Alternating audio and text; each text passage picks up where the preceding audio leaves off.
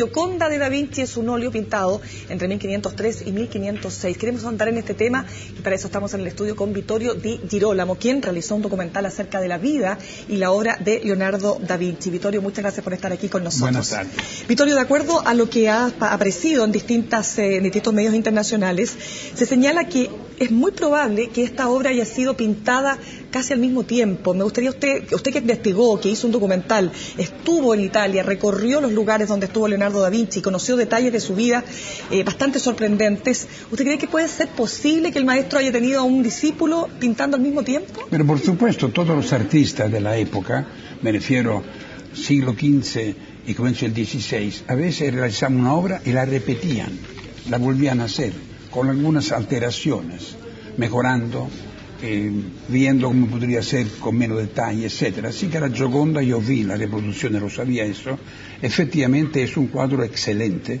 y puede haber sido hecho o por Leonardo o él lo encargó a un discípulo, Melzi y otros, tenía varios, Salaí, etcétera, que copiaba y alteraba los cuadros del maestro. Así también lo hicieron estos muchachos en Francia. Un San Juan Bautista lo transformaron en un Bacco, por ejemplo. Entonces, es posible. Yo vi la reproducción, efectivamente, y no puedo decir cuál es el original. El original está en el Louvre, pero la copia es excelente. ¿Cuál es la diferencia? El del Louvre es una Gioconda que está en la penumbra, un atardecer, poca luz, ¿no es cierto? El paisaje se ve apenas, ¿no es cierto? Son casi montañas recortadas contra un cielo oscuro, etcétera. El rostro está en penumbra. En cambio, esta copia posible es una Gioconda muy bien copiada, si fuera copia, pero el paisaje es luminoso y es de un rostro luminoso también. Y entonces usted diría que ese contraste que se produce, ¿no es cierto?, puede haber sido a propósito. Sí, por supuesto, yo lo hago también como artista. Yo modifico mis obras. De acuerdo, pero ¿cuál sería el sentido? Porque si le pedimos a un discípulo... Es muy sencillo. En esta época, un buen pintor, un buen artista, realizaba una obra muy famosa, venía hasta el Papa, venían Papa, grandes nobles de Europa, etcétera, y pedían una copia de esto, y a veces en la copia. Por ejemplo, el cuadro más famoso religioso de Leonardo que pintó en Milán fue la Virgen de la Roca, lo hizo 2 veces. Con discípulos lo copiaron para poderlo vender, y la copia es mala, mucho peor que la original, así que puede haber sido esto, efectivamente. ¿Cómo era, usted investigó la vida completa, es decir, aspectos muy importantes de la vida, desconocidos también para nosotros, por lo menos acá, de Leonardo da Vinci? ¿Cómo era la relación que él tenía con sus discípulos? ¿De qué forma se producía el traspasillo? La historia ha sido escrita demasiadas veces. Usted sabe que Leonardo... Todo dice que fue gay, Miguel Ángel fue gay, Rafael fue gay, Botticelli fue gay, todos fueron gay. ¿Por qué? Porque no estaban casados, no tenían amantes evidentes. Rafaela tuvo una amante, hija de un panadero de Roma, pero cuando en sus escritos, en su diario de vida, no aparece ninguna mujer que evidentemente haya sido un amor de ellos, entonces empieza la interpretación mayoritaria. Eran gay, no tenían una experiencia sexual con una mujer. Esta persona, si la tenían, no la iban a escribir ni a contar, por supuesto. ¿Por qué le iban a contar?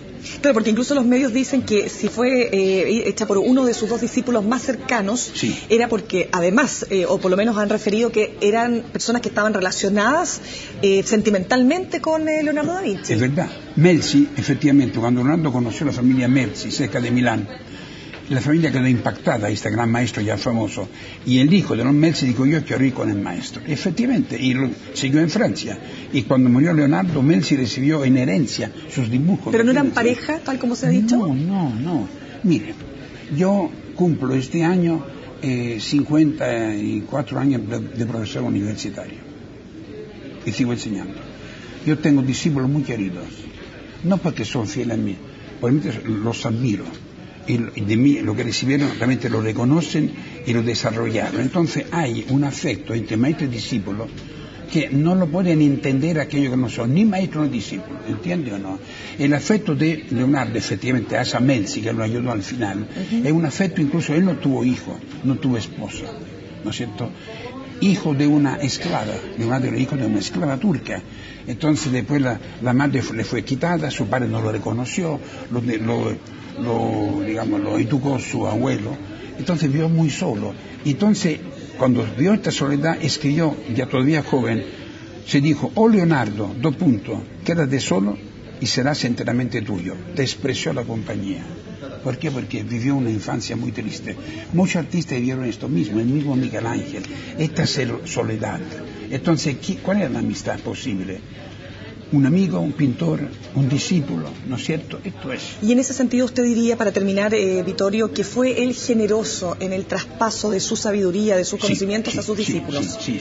Cuando él, poco antes que muriera en Amboise, Francia, él escribió, vienen siempre discípulos, me mandan discípulos, y yo lo acepto si realmente aman el arte. O sea, si vienen aquí para curiosear, para ver mi dibujo, especialmente los del cuerpo humano, no. Entonces siempre fue acompañado por discípulos, hasta franceses en Amboise, antes de morir. Sí, por supuesto. Bueno, y si esta réplica, digamos, de la Gioconda o de la Mona Lisa fue auténticamente hecha por uno de sus discípulos, estamos hablando de que definitivamente era un muy buen maestro, ¿no? Es posible, no es seguro, es posiblemente. Ahora, muchos dicen que, para terminar, no quiero ser largo, que es misterioso este personaje, ¿es hombre o es mujer?